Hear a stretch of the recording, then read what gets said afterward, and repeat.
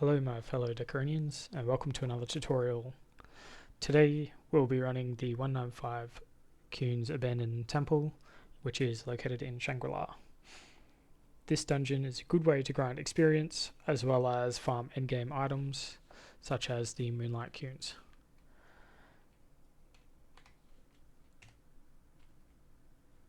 The Moonlight Qunes has multiple stages to be created, and I'll give you a quick explanation of where to find the materials as well as how to craft. All of the crafting minus one part is done through Aria under the Earring tab, Qunes Earring. First of all, you'll require the Pale Moonstone. That can be acquired through doing a quest in Midera. The NPC is the one next to the new entrance to Dekaron's firepot. It's called Mysterious Metal, and it requires you to complete a task during the Red Hole event. The completion NPC is Perikani, and it gives you one Pale Moonstone Medal. It's a repeatable daily quest, so you can get as many of these as you want. From there, you need to go to the Favenil solo dungeon, which is located in the Dravis village through the Valley of Rift. That'll get you to the second stage, which is a fairly decent PvE earring. From there, you want to upgrade to the incomplete Qunes. To do that, you need a steel anvil and 10 moonstone gemstones. To create the steel anvil, you need steel gemstones, and that's done through your crafting menu under common and material making. So here you've got your different anvils. So you've got steel, craftsman, adamantium. Then you've got your form grades. To make each one, you require paradots, which can be bought from the NPC shops, as well as steel gemstones. Each one comes from a previous one. Creator's Mudrock is in the weapon mastery, which I don't have, so I can't show you, but it's in there under level 1 mastery.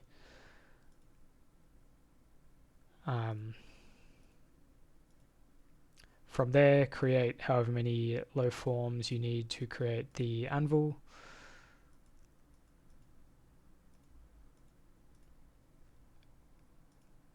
And then create your anvils using the required steel gemstones, paradots, and forms.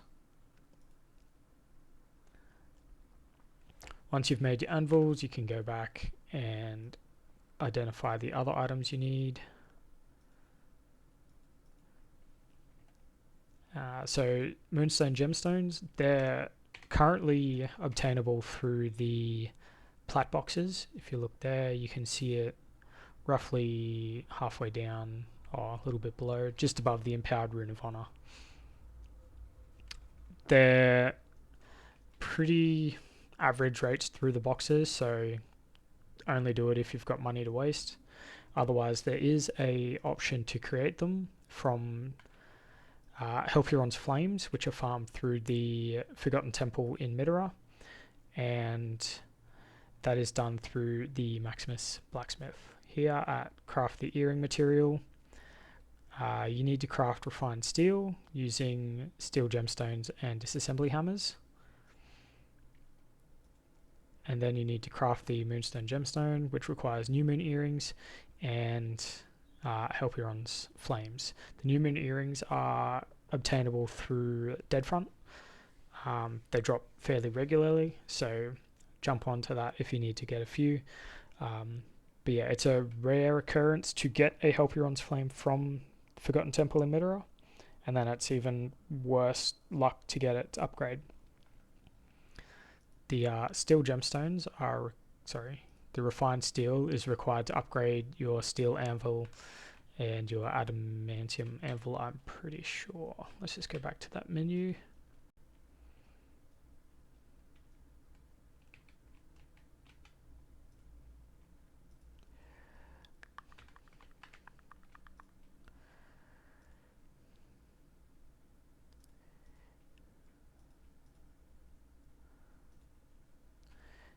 Yeah, so Craftsman Anvil requires 10 refined steels. So, and you need adamantium for the last anvil, which is farmed in ShangriLa. To get to ShangriLa, there are two options. Once you reach level 190, you can go to your smart warp, and it will be in your smart warp. If you're 195 already, you can use the dungeon warp and go directly to it. However, I'll show you the physical way, which is through the Arcadia maps. If you have holy water, you can just teleport straight there, but mine ran out and I can't be bothered to replace it. So straight through to ShangriLa. This dungeon, I'd recommend doing it if you've got high damage, high monster damage resistance, and high damage resistance. If you plan on soloing each side, you want to have characters that have HP regeneration, otherwise you're going to burn through a lot of potions. And potions might not be enough depending on what kind of character you have. Because I use a Segnal and a Segu, I have no worries with the healing. And then it's just in the middle of the map here. If you do the main quest line through ShangriLa, you will unlock the teleportation from the start of the map to the temple entrance, which are just these two NPC dots here. Very handy, but the main quest line does take a little while to complete. So if you're bored, do it. Otherwise, YOLO. While you're running through, if you see these field bosses, kill them. They drop the Moonlight Jewel, which is required to create the Moonlight Qunes from the Qunes Earring, which is the last upgrade, which is the one that takes the longest. Super low drop rate. It is gainable through the gold box at the moment, which you can see just in the middle, the Moonlight Jewel. The other item that's also in here that you would require for the Moonlight Qunes is the Shining Smelting Stone. That item drops from Cherubim, which is another dungeon I'll run a tutorial on later. So once you're here, you can buff up outside or inside, it doesn't matter. Some of the monsters do have a stun, which can impact people completing the game if they don't have high enough tolerances. If you need to, have an Alakin out the front of the dungeon. It doesn't matter, so long as it's level 190, it can just stay out there, it won't leave the dungeon party. And just use Aqua as the party buff, and it will last you until the end of the stun monsters. Cool. The dungeon requires a party of 3, although the tooltip says a party of 1 or more. They haven't fixed that from the Korean translation. In Korea, the ShangriLa map is in DK server. They moved it from normal to DK, back to normal, now back to DK in Korea. So hopefully we can get it shifted into the DK server so we can get some extra damage into it. The dungeon also drops Qunes title tickets. There are two types. There's the new title and the Qunes title ticket. If you see the Qunes title ticket without new in it, don't buy it. It's people trying to scam you because those tickets no longer work. Let's get into the dungeon. Again, once you're in here, buff up. Summon your pets if you need the extra tolerance. I recommend, if you're soloing it, to run 75. What am I missing? That's not giving me 75.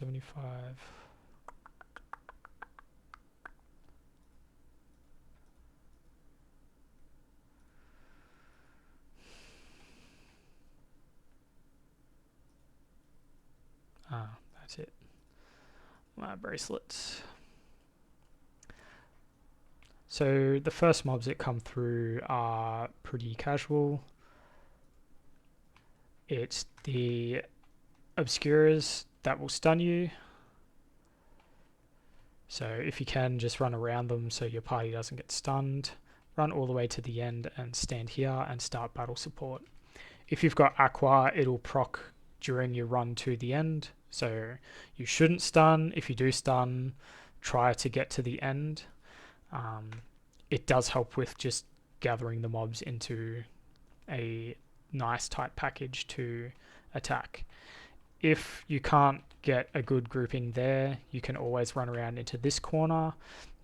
The field of view bug still works for these monsters, and so if you're standing in that corner, they will all loop around so that they stand approximately here where my hunter is, and then you'll be able to attack all of them at once and not have any issues.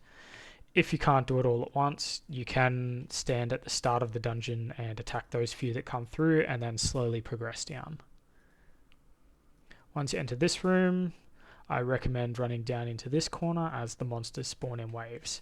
The first spawn doesn't have any obscurers, so it doesn't matter about the ABN buff, and you can wait until the second group spawns before starting your Meisters. From here, just battle support or actively play whatever you need to do. The obscurers spawn in wave 2 and wave 3, and then after they're gone, it doesn't matter. It's just a matter of DPSing the monsters down. Another method that we used to do was to stand over at the gate over the top there. I find that running solo, standing behind this little edge here, lures all of the monsters in through line of sight, and as you can see, it'll pull all of the range monsters in, and then it's all nice and easy to attack. I can't remember how many waves there are exactly, but when I'm running this dungeon efficiently, it takes about 70 seconds to clear the first 2 rooms. So if you want to micromanage it and count your mobs, you can. Otherwise, just battle support, go through. Now, coming into this room is the mini boss room. There are 4 monsters in total that spawn, 2 to start, then the main mini boss, then the rewards mini boss. If you stand here, you will start attacking on Selena, who is the stronger of the first 2.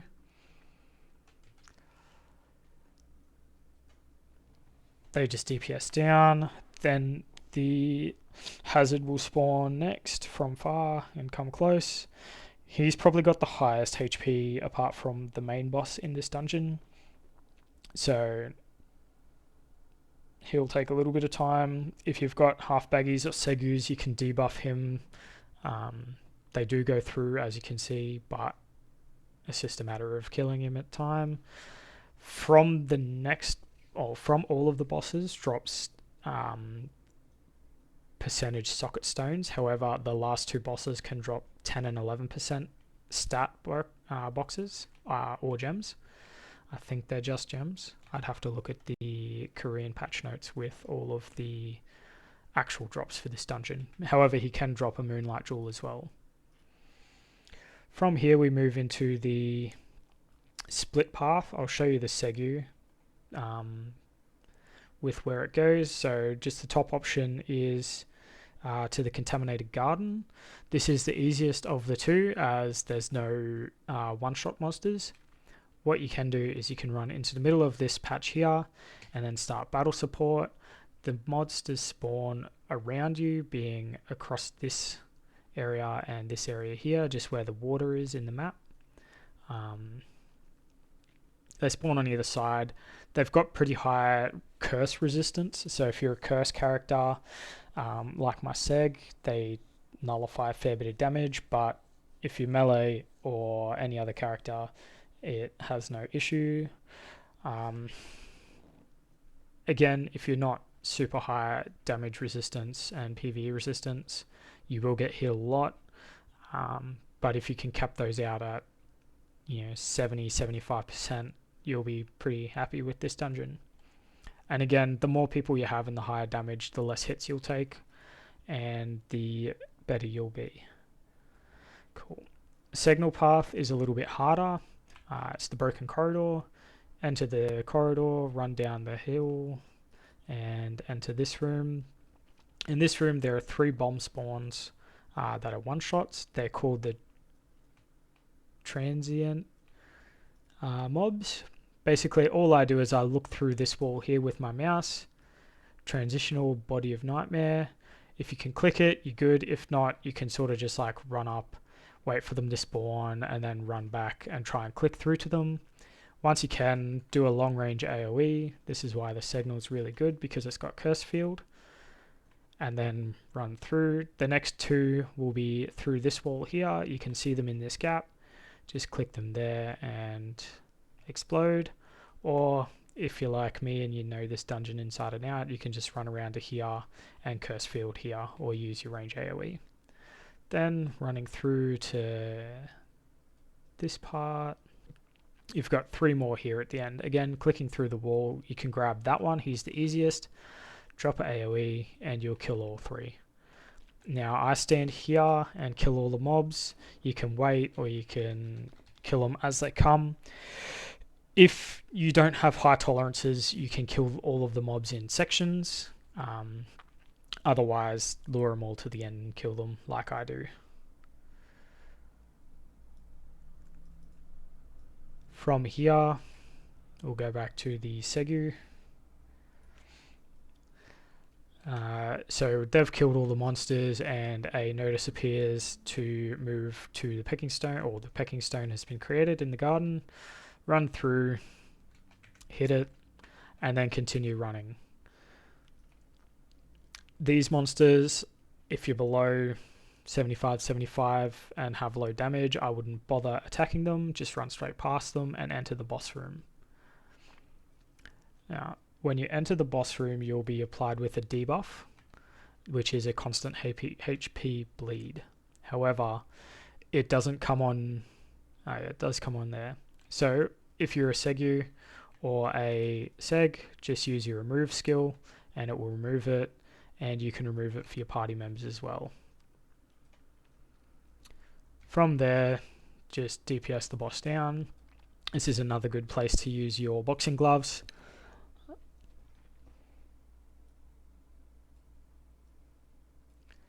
Cool. And back to the signal. Once you've cleared the mobs in the corridor, your stone will appear at the end. There is a little bit of a path through the corridor. I'll just explain that for you now. As you enter the corridor, you'll warp in here, then run along the outside wall, outside wall, outside wall. At this point, there'll be a 180-degree turn inside. 180-degree turn inside, and then directly down is the most efficient route through. Your one-shot bombs will be here, here, and here. If you are concerned about these ones, once you enter the corridor, the wave timer will start, and after about 20 seconds, the 3rd wave of bombs will spawn. You can aim them through the wall and kill them there. Otherwise, you can just leave them until the end. Hit the pecking stone, opens the gate. You need to run both paths if you want to get the treasure box at the end in the treasure room. Otherwise, you can just run one path and kill the boss and get just the boss drops. Because I've got good resistance and I'm max level, I can now kill all of these monsters.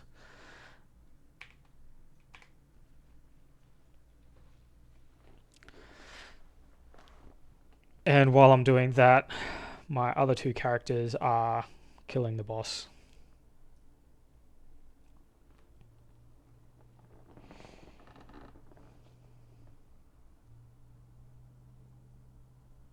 As you can see, I do get some 2k hits, but most of them are below 1k, so it's not an issue for my signal, which has 88 points per second normal, there, 6.5k HP recovery on Eston, and then with Healing Moth it goes up to like 27k. You don't have to kill these mobs to clear the dungeon. I just like doing it because it's a bit of extra experience. average time for this dungeon, if you clear up until the garden, it will take you about 5-6 minutes on a fast run if you have damage. If not, anywhere up to 10-15. I'm not going to bother killing those guys.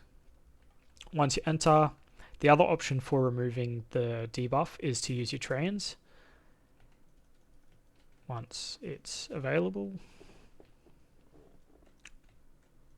Just be careful with his knockback skills. It does bug out your trans and then it's wasted. As you can see, my HP recovery is better than the poison, so it doesn't really matter for me, but for you, I recommend saving your trans up for entering the boss room. One day it'll work.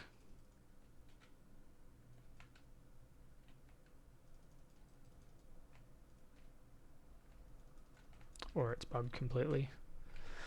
Anyway, to depuff it, use trans, otherwise you can use your remove skills. And then start fighting the boss. He has a few knockback skills. They're generally the ones that have a blue surrounding on him. You want to try and avoid knocking the boss all the way into the wall. This one here is a knockback skill. This one's just a standard skill. Standard skill. Yeah, sometimes the drop rate gets bugged if he's back on the wall. This is a knockback skill. One of the little glitches you can do with the knockback skills is with your high damage skills, for example the Segu with his Meisters, if it has a long activation period, you can manipulate it so that you get multiple Meisters at once. So for example, I'll do the step 2 several times if I can. No, maybe next run. Anyway, play around with it. You'll need to do multiple runs. Random drop rates at the end. Once you complete that, talk to Rosina. If you didn't clear both paths, you'll be told to exit.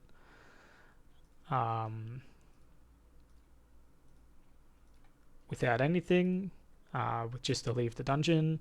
If you do both paths, you'll be able to move to the secret library.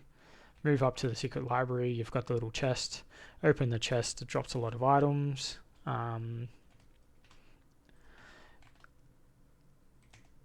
Shining Polish, Hellion weapon boxes, new title tickets. This one here where it says new title, if you're buying them in the agency or on the market, make sure they say new. If they don't say new, they're the old ones and don't work anymore. You need 15 for the first title, 30 for the second title, and then 50 for the third title. The titles don't stack, they're the bottom ones. And the percentages don't stack. So you may think that you get 3.5%, but you only get 2% cancel, which as a signal or any debuff specific class is really handy. And yeah, that's it. That's Qunes Temple. Very repetitive dungeon. Once you get into the habit of it, it's very easy. Again, I'd recommend having, above 70% in your damage res and your PV damage res. If you have any other questions about the dungeon, feel free to leave a comment and I'll answer them. I do have a spreadsheet with all of the materials and upgrade locations required for the Moon Qunes. If you'd like that, I can try and drop it into the global media using someone else from the guild. Otherwise, yeah, enjoy the dungeon. Leave a comment, like, subscribe. Let me know what you think, if I can do better. Peace.